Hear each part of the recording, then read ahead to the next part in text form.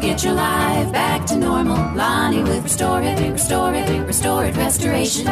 Welcome to another edition of the Service Guys podcast. I'm your co-host, Ruel Abadam, and we have on the other line our service professional, Lonnie Beecham from Restore It Restoration over at Jefferson City, Missouri. Hi, Lonnie. How's it going?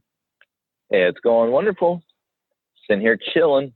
Speaking of chilling, it's been really cold over here where I'm at. Nothing like your kind of cold when it gets white and snowy, but it's We're sitting at about 45 degrees today, so it's a heat wave. 49 tomorrow and 59 on Saturday, but it's supposed to be rainy the next 2 days. Yeah, I have nothing to complain about then. It's sunny, so that's good. I at least get my vitamin D. Well, I almost wore shorts. I mean, at 40 degrees, I'll wear shorts and throw on a hoodie, and I'm good. But I didn't want to today. Excuse me, I'm still battling this coughing cold. I don't know what this is. Oh yeah, me too. It hasn't left. I'm well enough to function and do some exercise, but yeah, it's nagging. Yeah. So what are we going to talk about today? Are we just going to ramble in circles? We are going to ramble in.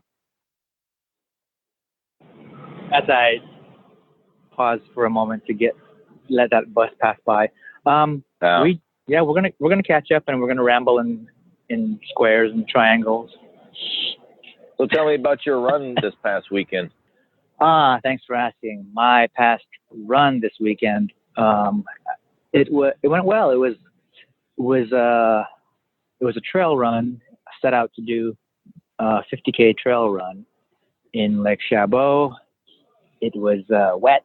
It was soupy. How many miles is 50K? That is, for this particular course, it would have been 31.6. So roughly 31 miles. And do you want to, is your goal to run 50 miles or to run a 50K? I've heard you kind of talk about both when you've done these 14-hour runs or whatever around the neighborhood with your wife and kids in the van bringing you food and stuff.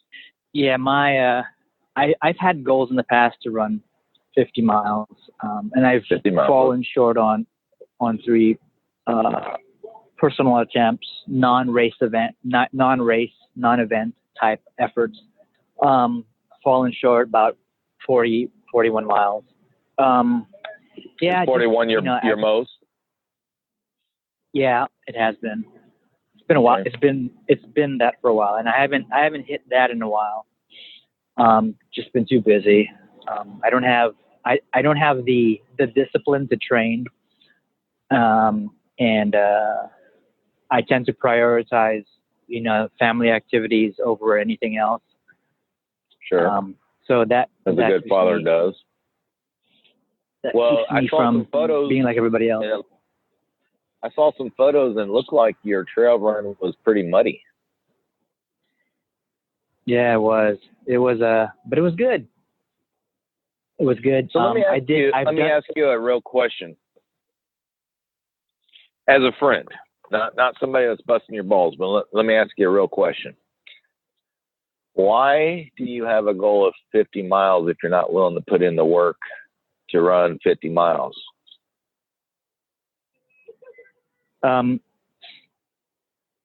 Well, we already talked about putting in the work. I just haven't been creative enough to put the work in. Why do I want to do the distance? Yeah, it's just a test, to see if I have what it takes to go that long. I think I've been talking about it with my wife. How we might be able to get it done is I just start really dang early in the day, and so that's a whole different sort of level of discipline for me, because that means I have to get used to running in the dark. When it's typically the time of the day where I'm just being cozy with the family and settling down for bed. I'd have to use those hours to actually be putting in miles. Now, I've tried it once before, and I just lost all motivation. I'm like, forget this, and I just stepped off the trail and went back home and said, I'm not going to do it. I just, at that moment, I was just defeated before I even started. but yeah, I just want to test myself. So I need to just get my head on straight. I need to schedule things in such a way that I can put in that work to get there. I mean, this last event, you know, I had come off a long holiday break. I had done next to no running leading up to this event. You so still made it a decent distance. Yeah, I felt great. You know, I've done this particular event. This was my third attempt at this event. You know, dead last first attempt, dead last second attempt, and you know, this was the first time where I've actually felt really, really great. You know, psychologically, I didn't worry about chasing cutoff times. I just worried about, you know, I don't think I worried about anything. I just, you know, just kept moving and felt really good. And I knew based on how I felt after it all that I'd be able to keep running. But, you know, it was time to call it quits because I didn't meet a cutoff. And that was something that I was, that I accepted as a possibility. But as I moved through the trail through that day, I told myself that, yeah, I'm not gonna stress about time. I'm not gonna stress about stuff. I'm just gonna have fun. And I had a whole lot of fun. You know, if I wasn't pulled off the trail, I'd just keep running, because when it was all said and done, I still had a lot of energy. I still had a lot of, you know, I don't know, juice in my caboose. Are you sore the next day or three after a big run like that? Yeah, I was sore, but, you know, it just took me, you know, taking in some coffee and doing a little bit of stretching to be able to function, but nothing like, you know, like how I used to be when, I started running in 2011.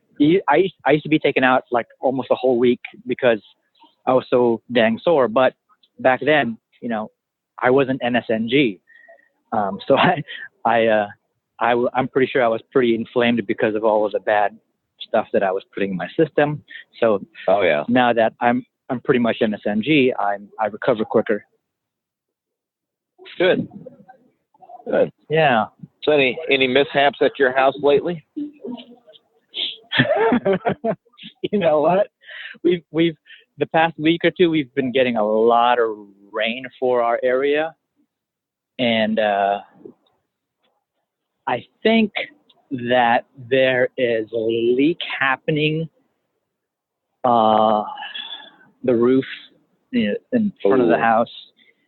And so I've been watching this spot above the doorway in the inside of the house where the wall meets the slanted part of the ceiling, I guess is what it's called.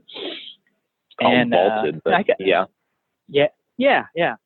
So I'm watching it. I'm saying, oh, there's a bit of a discoloration there, and you know, and I'm touching it, and I'm like, it's not wet, it's not damp, but I imagine that at some point in time it was damp, and then it dried up, and then it starts to crack.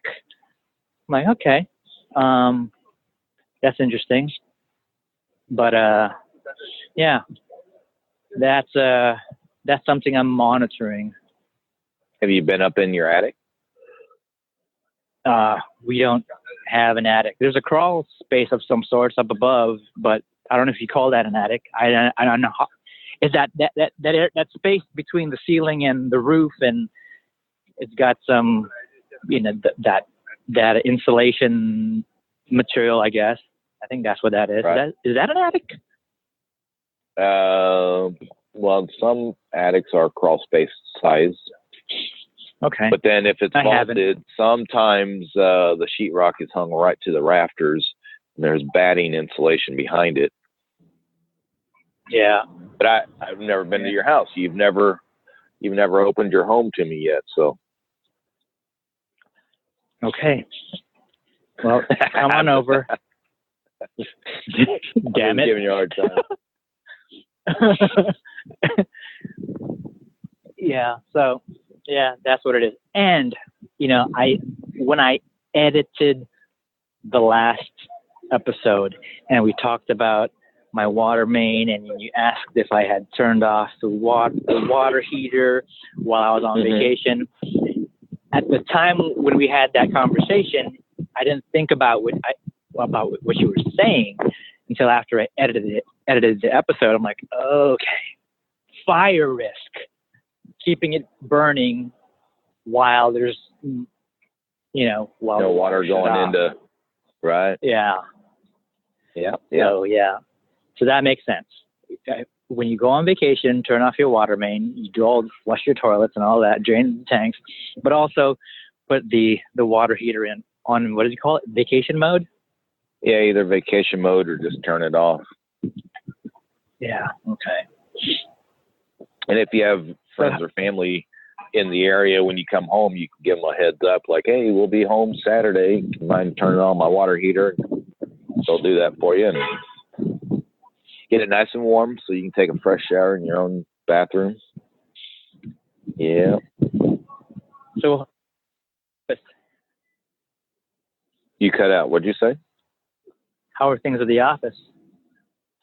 Pretty good. Working on a mold job that's driving me nuts, but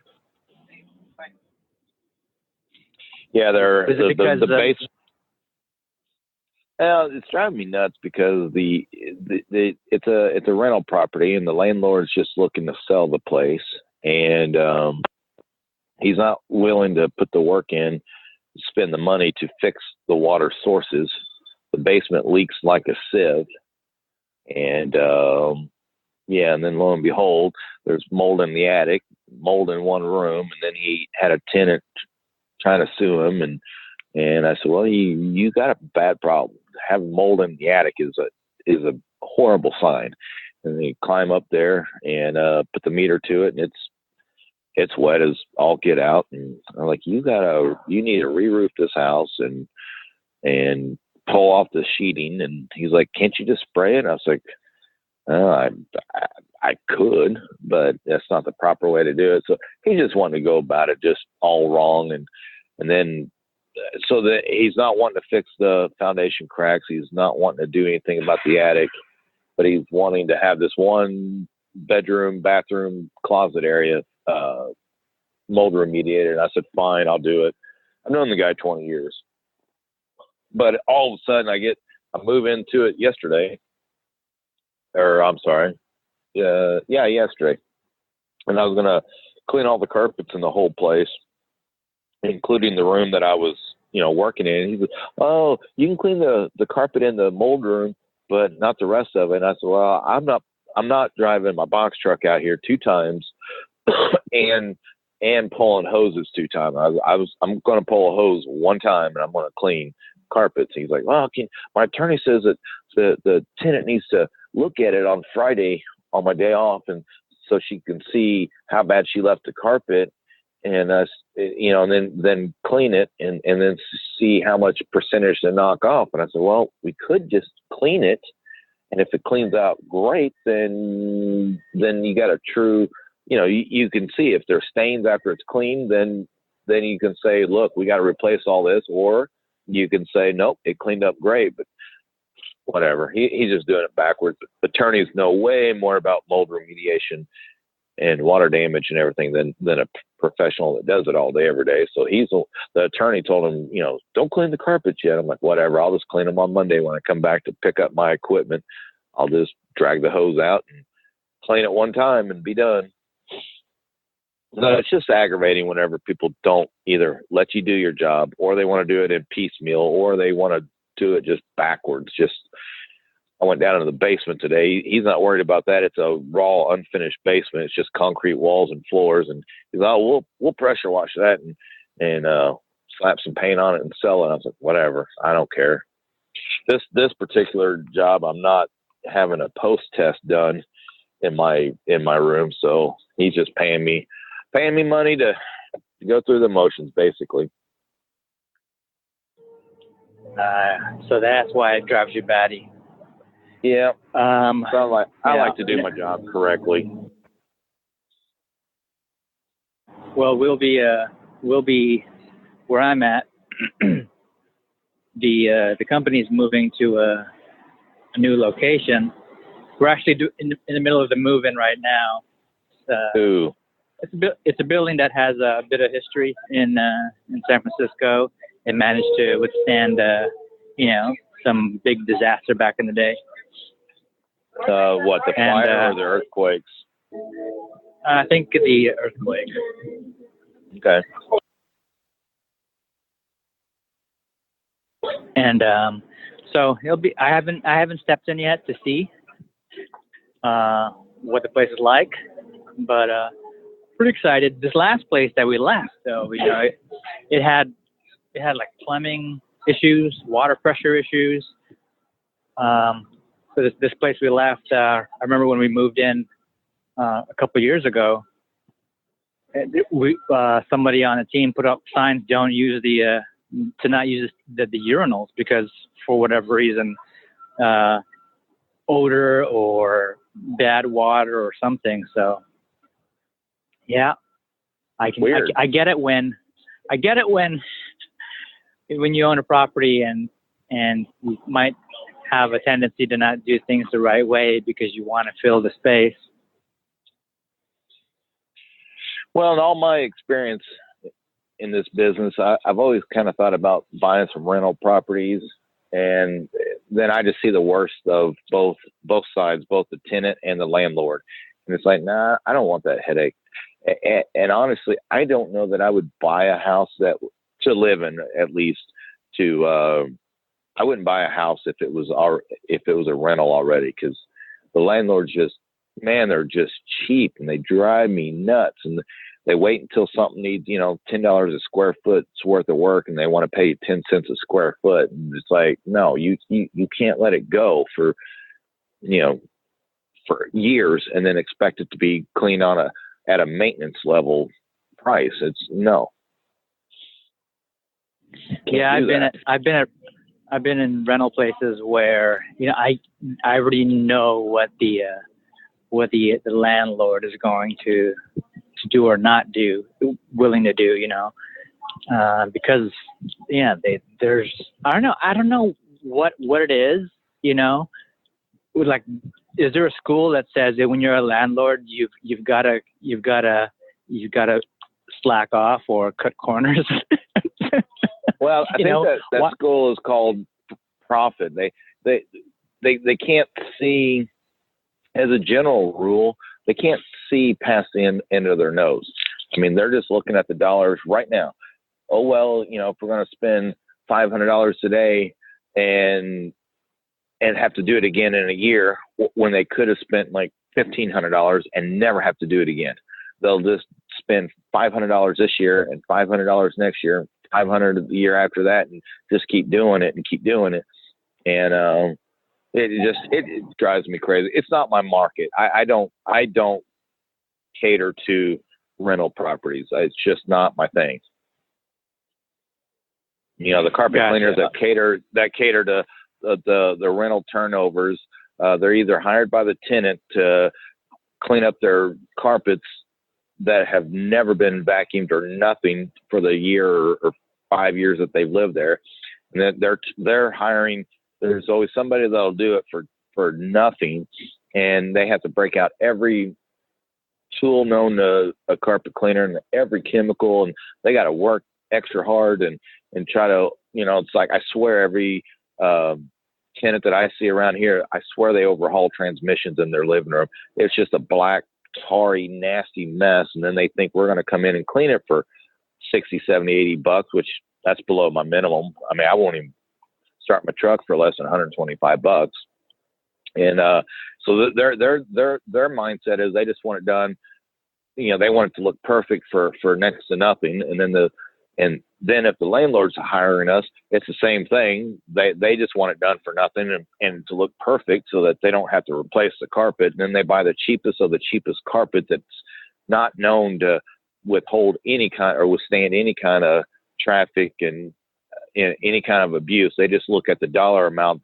They'll put in $18 yard carpet, and it'll need to be replaced every year instead of just spending $25 a yard for a carpet. and getting a carpet that'll actually clean and withstand abuse. They just look at, oh, well, I'm not spending an extra $7 a square yard. Like, come on, just spend the money and be done. It's cheaper in the long run.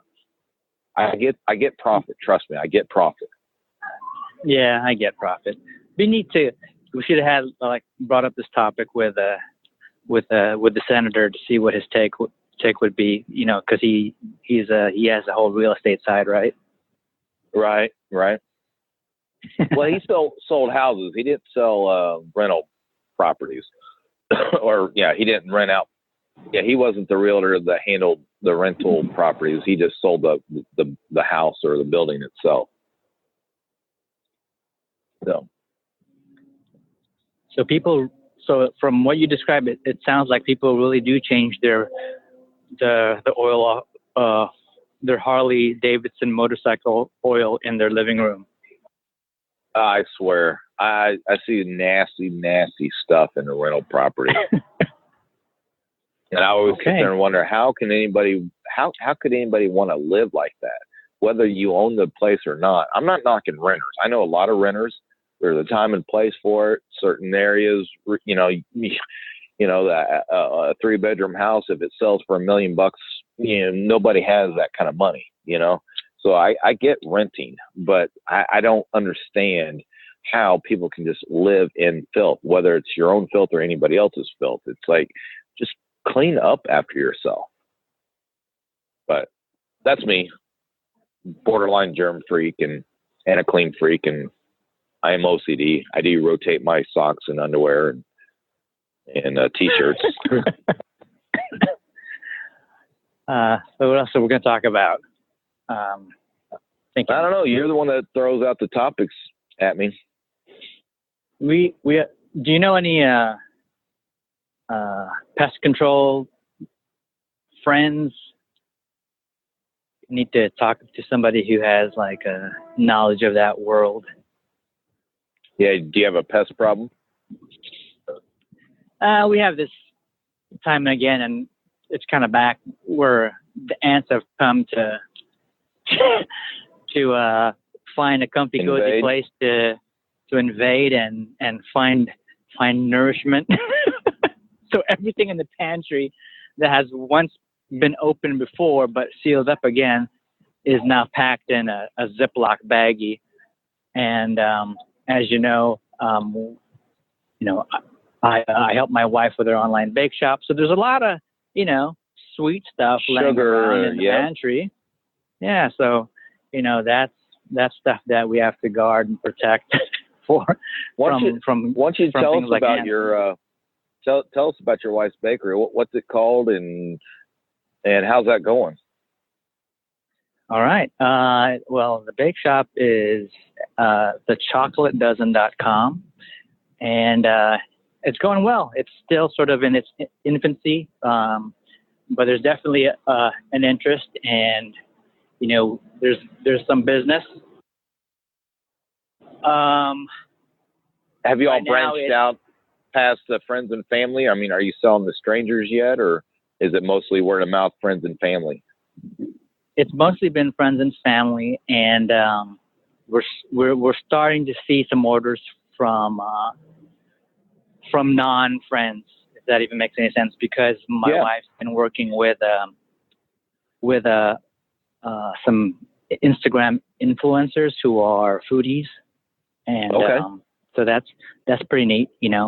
Every now and then I'll make a delivery to a stranger who is an Instagram influencer, and they get to try and experience what we make over at the Bakeshop, and they do what they do. They craft these fabulous images and they post it on their Instagram, and they do all of that sort of content, tagging and whatnot.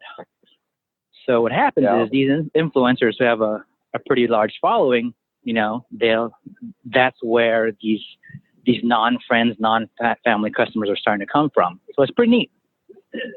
So are you limited to delivery range, or can you mail this stuff over, state lines? I mean, could I buy a dozen cookies or chocolates or whatever from you have it shipped to me, or does it have to be somebody within your geographic distance? Oh, no.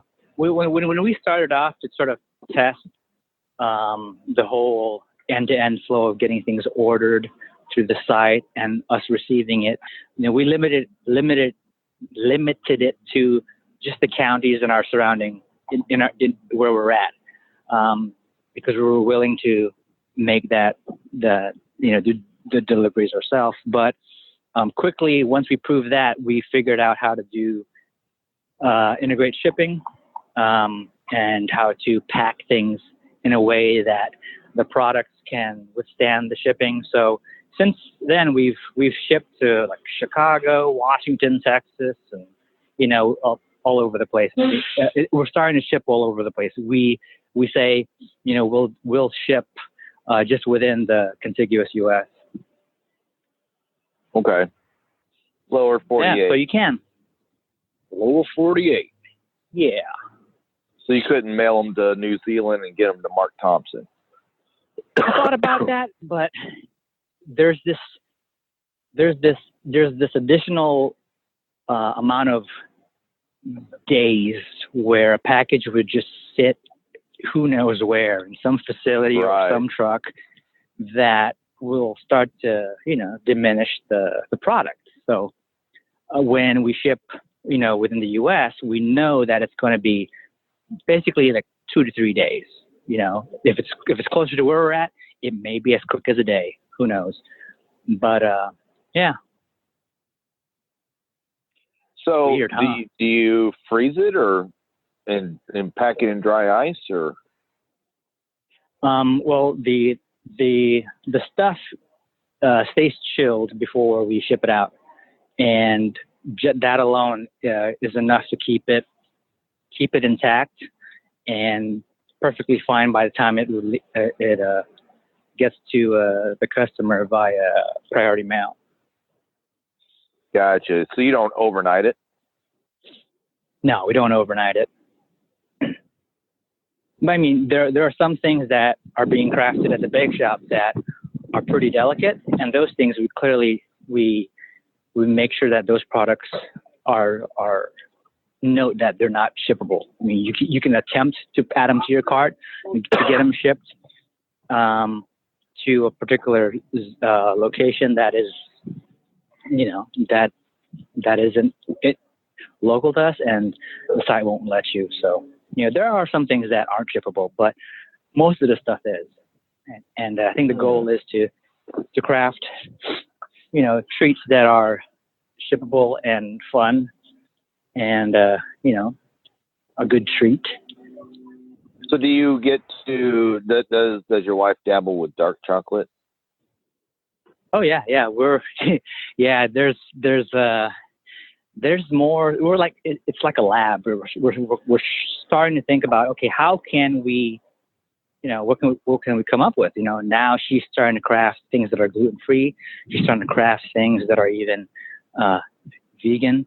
So, now we're looking at, when you say dark chocolate, the first thing I think of is, how about something that's not just gluten-free, but also, NSNG sort of friendly, maybe something that's even, keto athlete friendly,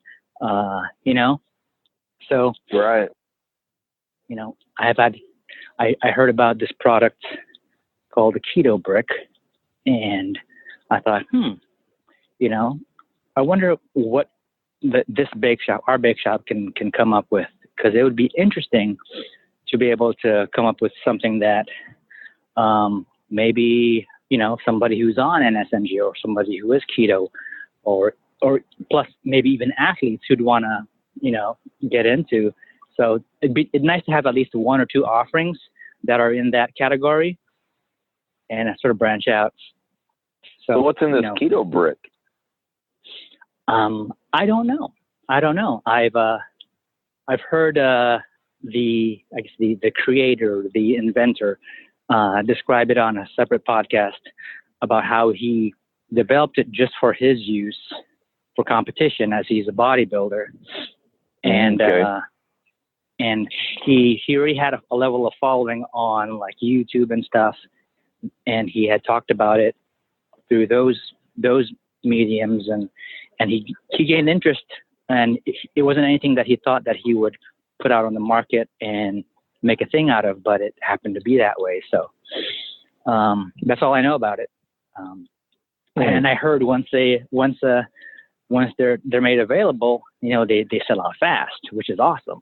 And so I know I think for myself, like, what could I enjoy that is MSNG, that is, keto compliant, something that I could, take on the go, for somebody who's maybe really active or out on a trail.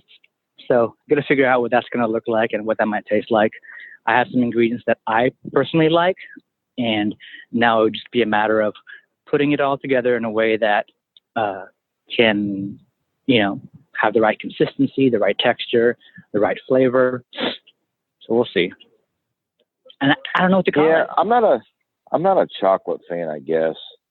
I've never been into dark chocolate, and no, don't get me wrong, like a Snickers bar, I like that. Oh, I'm with you. Dark chocolate, I'm just not a dark chocolate fan. Never have been. Oh, I can enjoy some good dark chocolate. But once I'm into dark chocolate, it's not about trying to get the taste of chocolate as you're programmed to believe it to be, because milk chocolate, dark chocolate, totally different types of thing. But once I'm eating some dark chocolate, I'm more thinking about, man, this is some good healthy fat that I'm getting into. Right. That's what excites me more. But man, those Snickers bars, those yeah, those are one of my favorites, man. Haven't had one in a long time. Yeah, it's been ages for me too. Don't even really tempt me, but at the same time, yeah, a sugary milk chocolate, yeah, I could go for that. But just like our friend Vinny always says, if you think you're a chocoholic, try eating 100% baker's chocolate, and if you like it, then yeah, you got a true chocolate addiction. If it's milk chocolate, then no, you're not truly a fan of chocolate. Yeah, everything else is like first or second ingredient is sugar, and for like the milk chocolate, semi-sweet chocolate, and white chocolate isn't even chocolate from what I understand. Yeah, why do they call it that? What do you know about white chocolate? I do love white chocolate. I know nothing about it other than it's not really chocolate. Right. Well, how is chocolate made? Isn't it from, how's it made? I don't know. Isn't that like some cacao product? No. I'm not going to go into that deep. I'm not there yet. Yeah. Gotcha. I'm not like Vinny and Andy, in their videos. They're showing like, this is a massive truck of coffee beans. And you seen the video? No, I haven't. Oh, the truck. Video. Yeah. Yeah, I did see the truck. Yeah. There's tons of coffee beans in this truck, and they're talking about the honey process and how they've got. Have you had that? The honey process. Oh yeah. Yeah. Oh god. That's my favorite. I need more, actually. I need a lot more. I remember there was a batch that Vinny and Andy sent off early on, all in these Ziploc bags. Remember that one? Yeah. Yep. Oh god. So that's the last time I had the honey process. I mean, yeah, oh my god. And I buy it from time to time. I don't subscribe to it, but I do buy it from time to time. It's good. I love it. So, yeah. And I'll tell you off the air. I'll tell you off the air what Andy was telling me the other day, what their new products coming out from Pure Vitamin are. I'm kind of excited about both of them. Okay. I can't wait to hear. Yeah. And with the coffee, it sounds kind of like, yeah, it's all talk. You know, how can you really? I mean, you're saying that about the coffee because you know the guys who make the coffee and sell the coffee. I'm like, no, if you like coffee, you know, if you really like coffee, when you try other coffees, you'll know what you like and what you don't like. Right. And for sure. Right. You know, the stuff that they sent and that I finished off, it's, for me, I really liked it. It's really good. And I thought that I'd like the Athletic over. I did. I was going to say that I thought when I got, because we had the 3 beans, right? The Athletic, the honey process, and good Lord, what's the other one? What was the other? It was a blend, right? The house, was it a house of some sort? House blend and Athletic blend and honey process was the first 3. I have not had the double French. I'm not a dark coffee person. Yeah, I was thinking that out of all the initial 3, I was going to find one that was really my favorite, and then there was going to be something that I wasn't going to really dig. But each one, God, I really enjoyed, and it was clear that, you know, each was, I mean, they were different. You know, it wasn't like I can't tell the difference, but I like it. You know, which is what's the whole point. But clearly, each one. I didn't like the Athletic blend. It was still too bitter for me. Oh, really? God. Yeah. The thing with the Athletic blend was that it took me half the amount of volume of coffee for me to feel good. Jittery. If that makes any sense. Like, yeah. Well, not jittery. Like in the morning, I'd have my typical coffee, and I'd have a whole French press of the stuff. I finished a whole batch of French press that I'd feel like level, right? It's crazy. Right. But then with the Athletic blend, I'd only like have half of that and feel like, whoa, I can't have any more. You know, my body tells me like, you're done. Don't have any more. Yeah, right. There was no point in me forcing it. I'd like lose my mind. Yeah. No, I didn't get off on the Athletic blend, but. Well, if you have any left, I'll take them from you. No, I used them up. Okay. I did. Yeah. You know, that'll be interesting. I wonder, like, you got to sit down with the wife and find out, let's go think about making some products that have a component of coffee, right? Yeah. How cool would that be? And I'll be like, and this one has like pure coffee club, double French, you know, keto bar. You might be onto something. I don't, you know. You might be onto something right there. There's so many ways to swing it. It'd be fun. Speaking of your wife, how's she been? I mean, I haven't heard you talk about. I know she's had some health challenges. She all right? Oh yeah, she's okay. She's good. She's doing okay. Thanks for asking. You know, she, like me, we both have you know, regular day jobs, and so when she gets home, it's, you know, it's family time, it's Bakeshop time, and on the weekends it's the same, pretty much the same. It's family time, Bakeshop time, and you know, I'm basically her partner in it all. I like to say it's her Bakeshop, but then the level of work, it's equal. So I guess I'm like the hidden guy in the background. You know, I don't have that. I don't have that desire to put my name on the website and say, you know, and, you know, this guy also, you know. Right. It was just me helping facilitate something that had been sort of thought about for a long time, and finally getting around to trying to prove it as something that can become something. Do you have any liability if somebody gets sick? It's called oops, and then run really far.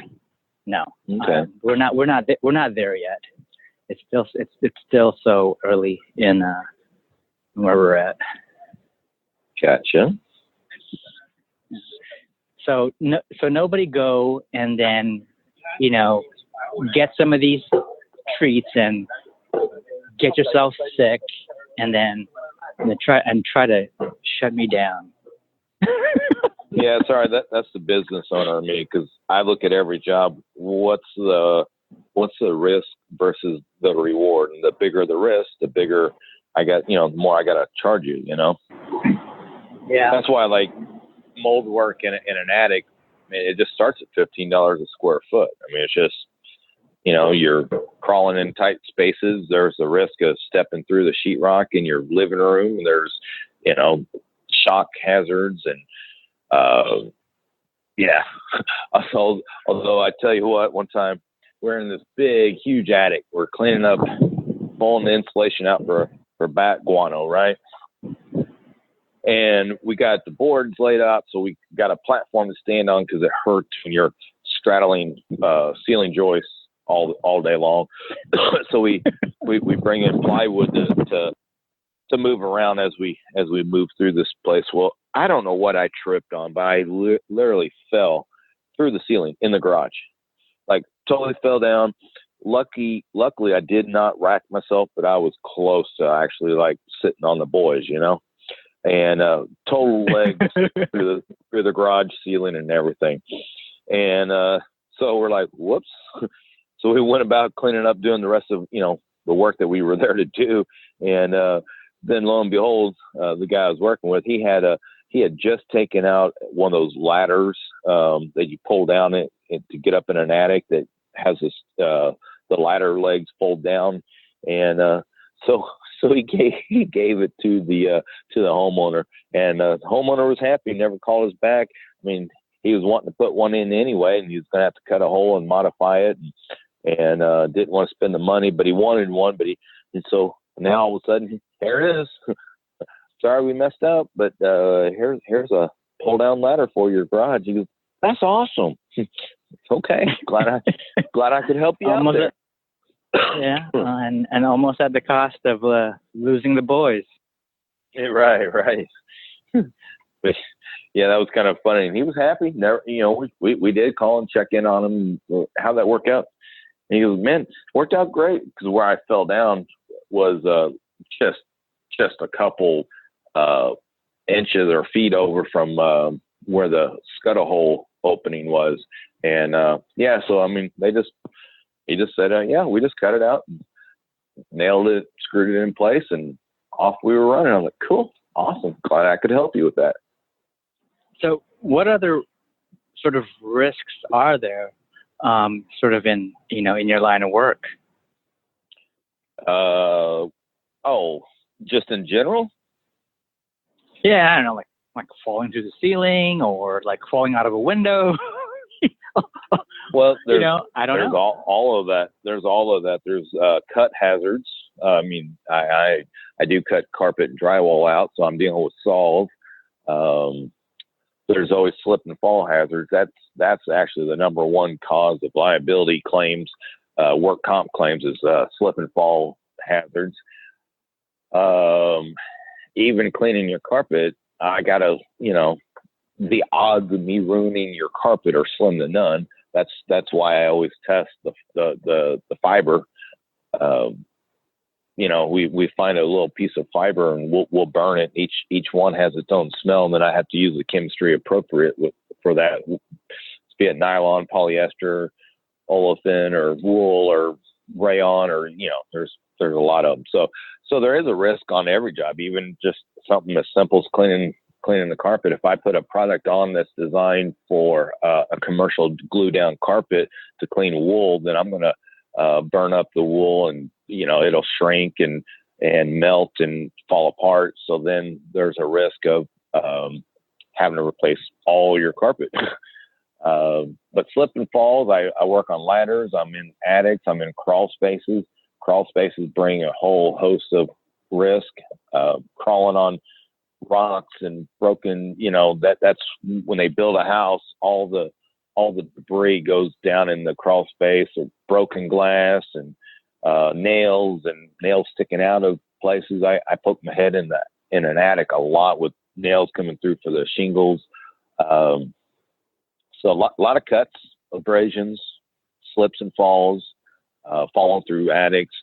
even falling out of windows. Sometimes, you know, if we got a, you know, mold issue on a second story window, we'll pull the window out, put a trash dumpster if we can right underneath it, and then put those trash chutes up and chuck all the debris out of the window. So when you're pulling those windows out on the second story, it's not very likely you're going to fall out the window, but, you know, things do happen. I fell out of an attic, about 3, maybe 4 years ago now, climbing up in the attic to deal with some back guano issues, and I fell 8 feet down, landed on my head. I mean, I was knocked out. Had a best friend working for me and everything. Did not recognize him, did not know his name. I looked out the window that I'd been chucking stuff out for past 5 hours. Had no clue where I was. It was kind of scary.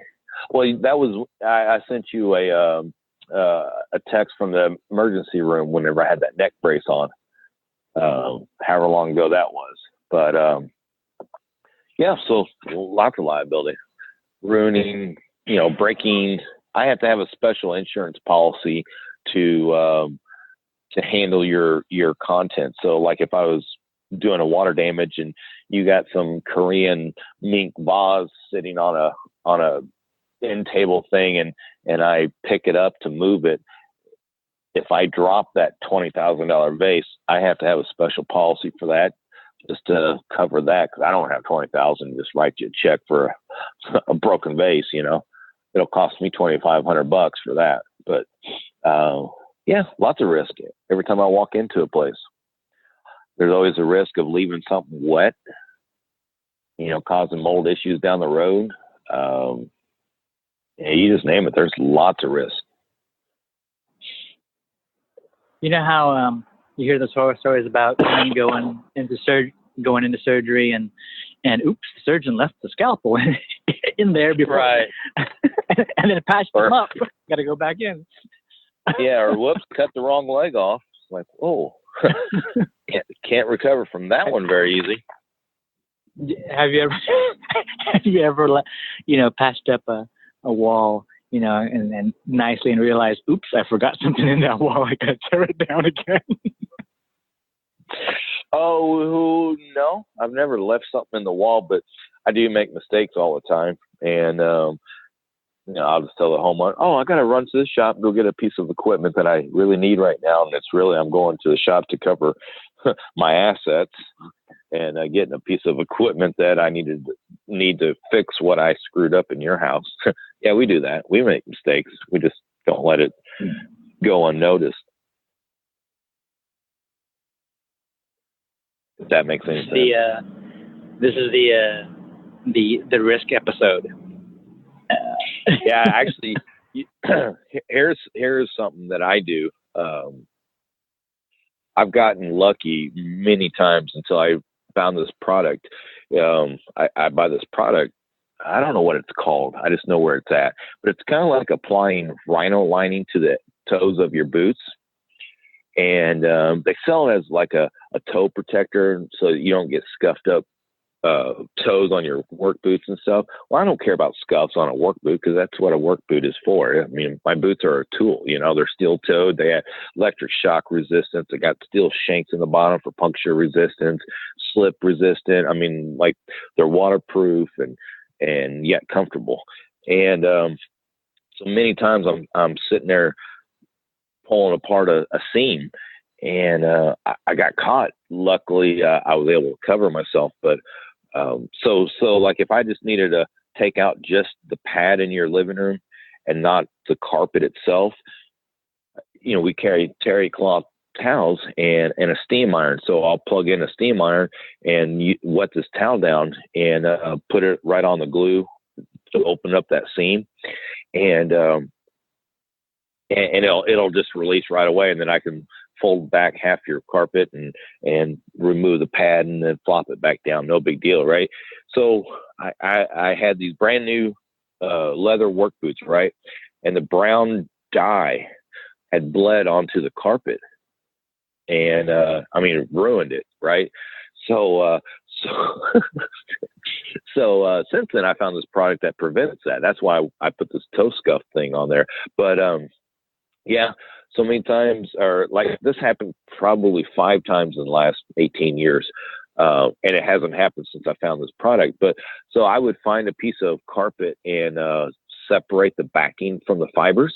And then I'd tell the insurance company that it was delaminating. So we had to take it all. And I just removed all the carpet to cover my mistake.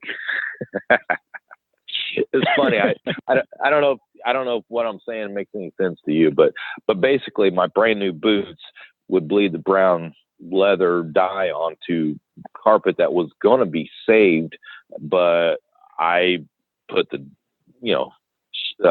shoe dye all over it and ruined it, and we had to cover it. I just made up a story to the insurance company that it was falling apart and we had to remove it, and they said okay. Never got caught on that one. Integrity, honesty. Yeah. Ooh, yeah. Well, mistakes. It is delaminating when you pull it, when you physically manhandle it, pull it apart. Then that's what we call delamination, and it's common. It's not like it's totally out of the ordinary for an insurance company to hear delamination. But yeah, I didn't want to tell them. Well, actually, I didn't want to tell my boss that I just ruined, $6,000 worth of carpet on a $2,000 job. Oh, so that was the other Pretty company. Good. Yeah. Yes, sir. Like a good name. No, not that one. Yeah. We took care of them. Everybody wants a new carpet anyway. When everyone thinks that when their carpet gets wet that it's ruined, and actually the largest carpet manufacturer in the world has done studies because they were trying to prove that to insurance companies that if it gets wet, you have to replace it because that's better for them, right? Well, in their own study, they determined that when carpet gets wet and is properly dried, it actually gets stronger and the glue actually works better. So go figure that one out. Interesting. Drywall gets harder too after it's been wet and properly dried too. When we go to our classes, I've got one certification course that's pretty expensive. We go into a room, they make a, mock up like a 1 or 2 bedroom house inside of a warehouse with a kitchen and living room and bathrooms and everything, right?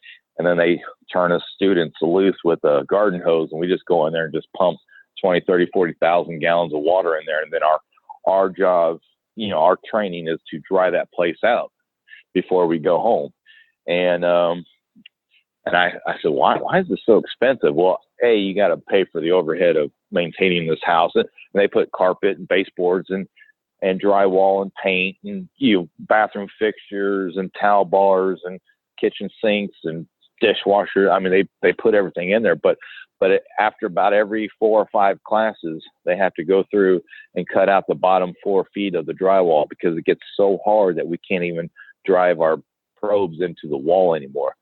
So just because carpet and drywall gets wet does not mean it's an automatic tear it out and you remove it. It actually gets harder.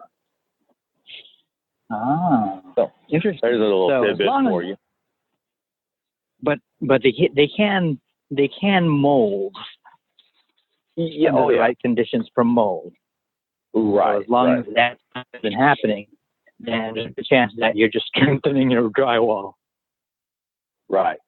So like in this classroom house that we flood out, they at the 4-foot level, they don't have a drywall seam there because it gets pulled out every 4 or 5 classes, and the classes last a week. So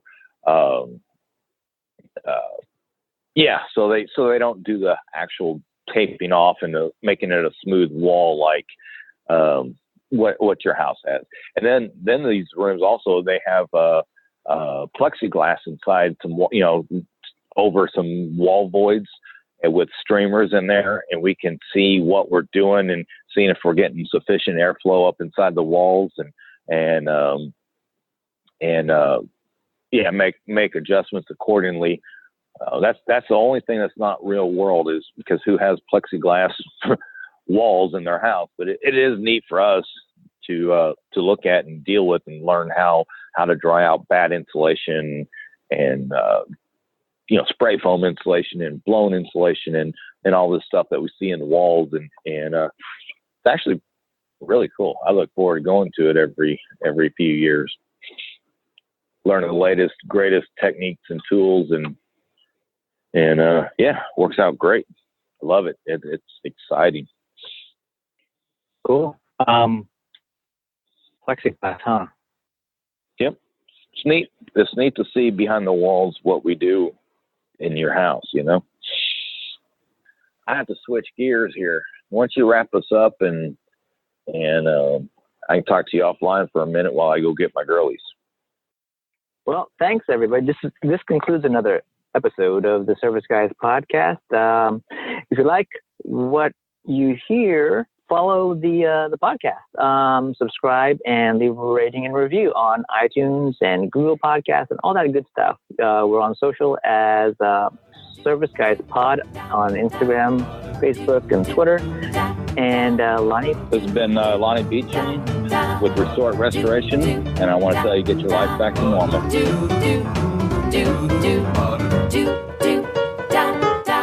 They'll get your life back to normal. Lonnie with Restore It Restoration. Ooh, I'm the first participant in this meeting. What to do? Maybe I should make fun of Ruel. I can't do that. Ruel's too good.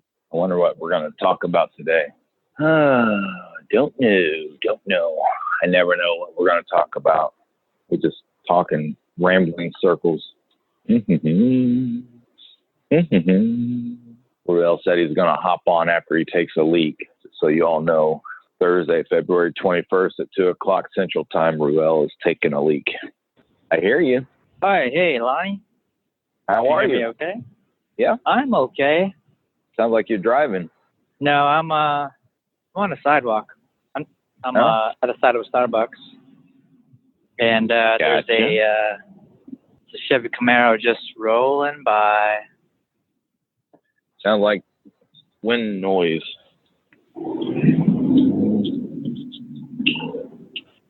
That's annoying. But I like sitting outside getting the fresh air. Sitting in the Starbucks is kind of pretty too enclosed. Loud. Yeah. How are you? I'm okay. I'm just switching gears. I've been doing some work and then chatting with a cousin who does design as well. And she's talking to me about somebody she might want to hand off to me, and she needs some help from me as well, revamping her website and stuff. So then I got the reminder for the call. I'm like, I gotta go. I'll talk to you later. And so my mind's kind of like all over the place. I get it. Mine usually is too. Did you get the notification that we were recording? I get an email and I don't have iCloud or whatever to put on my calendar, so let me hold it up. Let me check to make sure that we're recording. Yep, we're recording. Cool. Yeah, it told me we were. Okay, good. I was making fun of you before you got on the line, so. No. As you should. Yeah. All right, cool. Kick the show off. This has been another Coffee with Heavy Cream production.